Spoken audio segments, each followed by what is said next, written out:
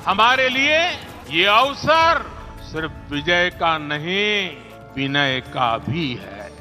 राम आग नहीं है, राम ऊर्जा है। राम विवाद नहीं, राम समाधान है। राम सिर्फ हमारे नहीं है, राम तो सबके हैं।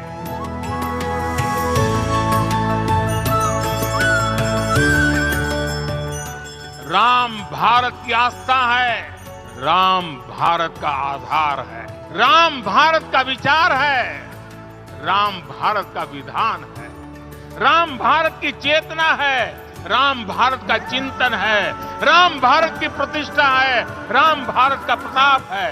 राम प्रवाह है, राम प्रभाव है। राम नेति भी है, राम नीति भी है। अयोध्या में प्रभु श्री राम की प्राण प्रतिष्ठा इतनी भव्य और दिव्य हुई कि पूरे विदेश में इसकी झलक गई।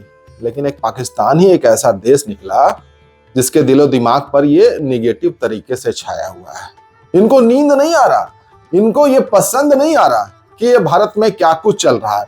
ये अपने गिरबान में नहीं जाते। ये जो हुक्मरान है उनको पाकिस्तान में गरीबी नहीं दिखती, लेकिन ये यूनाइटेड स्टेट में जाकर बाकायदा चिट्ठी लिखकर राम मंदिर के खिलाफ कार्रवाई करने की बात करते हैं और बहुत सारी बातें लिखते हैं। इनको पाकिस्तान में खड़ी वो तस्वीर नहीं दिखती जो आटे के लिए लाइन लगाती। ये गधे का व्यापार करने पर विवश हो गए हैं। ये कटोरा लेकर चीन के लिए खड़े रहते हैं। इनको दुबई से भगा दिया जाता है। पूरे विश्व में इनको जिल्लत झेलनी पड़ती है। इनको समझ में नहीं आता कि भाई जिनके घर शीशे के होते हैं वो दूसरे के घरों में पत्थर नहीं फेंका करते। ये अपनी आदतों में इस बात को शुमार कर चुके हैं कि इनको जब तक लात नहीं पड़ेगी ये नहीं सुधरेंगे। ये भारत के खिलाफ कई दफा यूनाइटेड नेशन जा चुके हैं और इनको फटकार लग चुकी है। इनको कुछ भी हाथ नहीं लगा, लेकिन ये मान नहीं रहे। ये भारतीय मुसलमानों को भड़काने की कोशिश कर रहे हैं। इनके घर में खुद हालात अच्छे नहीं हैं। ये हालात अपनी हालात ठीक करने के बजाय भारत के पीछे पड़े हैं और यहाँ जो राम मंदिर जो बना है भव्य और दिव्य उसके खिलाफ बातें कर रहे हैं। लेकिन साथ नेबर कंट्री में अभी फ्रांस के प्रेसिडेंट मौजूद हैं और उन्हें जिस तरीके से इंडियन प्राइम मिनिस्टर ने जो है अपना राम मंदिर का रेप्लिका गिफ्ट किया है, जो कि पूरा कह लें कि कल्चर है उनका, एक हिस्ट्री है बहुत पुरानी, और मजहब को भी जिस तरीके से क्या हमारा मुसलमान है अल्हम्दुलिल्लाह और पाकिस्तानी है, तो हमारे कल्चर अपना हम उसको बात करें। उसको हम यहाँ पे किसकी देख इंडिया की देख रहे हैं, गाने हम किसके इंडिया के सुन रहे हैं, इवन कपड़े हम किस तरीके से पहन रहे हैं इंडिया के, उनको फॉलो कर रहे हैं। हीरो हमारे जो उनसे मतलब हम देखते हैं कि ये हीरो अच्छा है, वो हीरो वो कौन सा पाकिस्तानी होते हैं, ये कहाँ के होते हैं, इंडिया के होते हैं। एक बात तो पक्का है कि पाकिस्तान को कोई नहीं सुधार सकता। दुनिया की कोई ताकत इनको नहीं सुधार सकती। और वो कहावत है ना कि कुत्ते की पूंछ जब टेढ़ी है तो वो टेढ़ी ही रहेगी। आप कुछ भी कर लीजिए, उसको पाइप में डालकर सीधा कर दीजिए और रस्सी बांधकर खांचा लगाकर फ्रेम लगाकर उसको सीधा कर दीजिए, लेकिन बाद में वो टेढ़ी ही हो जाएगी। ये वही पाकिस्तान है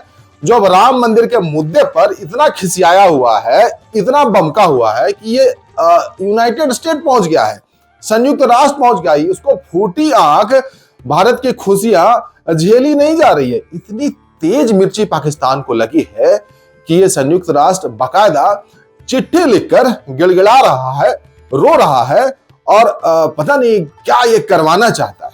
यूनाइटेड नेशन में पाकिस्तान के राजदूत हैं मुनीर अकरम। ये उन हुक्मरानों में शामिल हैं जो हमेशा भारत के खिलाफ खड़े होते हैं, अनाप शनाप बकवास करते रहते हैं।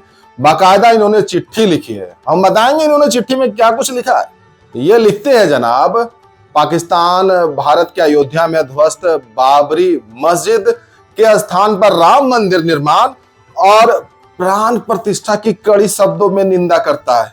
मिलिए इनसे, ये क्या कुछ कहते हैं। इनको ये नहीं दिखता कि हिंदुओं के स्थल को वहां पाकिस्तान में किस तरीके से धार्मिक स्थलों को नुकसान पहुंचाया जाता है, उसकी कभी ये निंदा नहीं करते।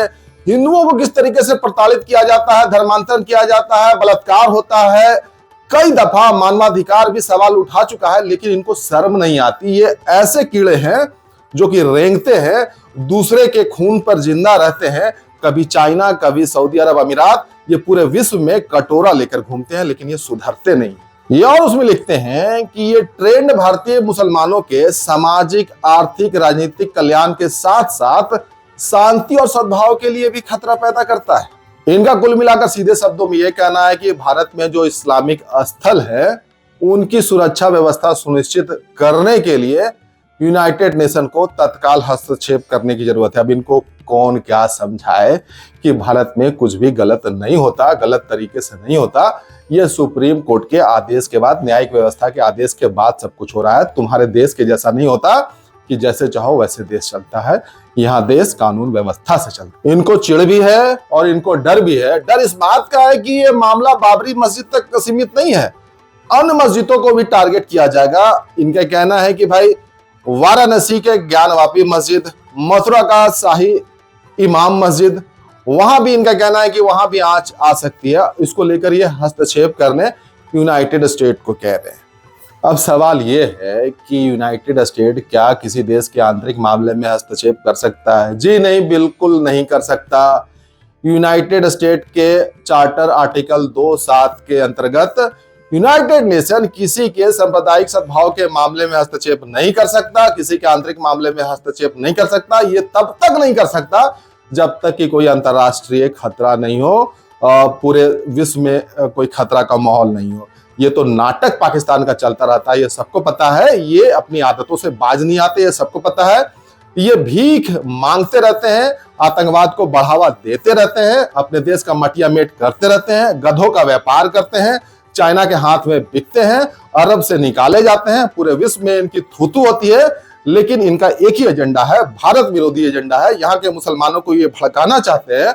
इनको पता होना चाहिए कि पाकिस्तान के मुसलमानों से अच्छे भारत के मुसलमानों की स्थिति है और उनका आर्थिक, राजनीतिक और सामाजिक तीनों तरीके से विकास हो रहा है। ये पाकिस्तान को समझना पड़ेगा। वीडियो देखने के लिए लाइक करें, सब्सक्राइब करें, साथ ही बेल आइकन दबाना न भूलें।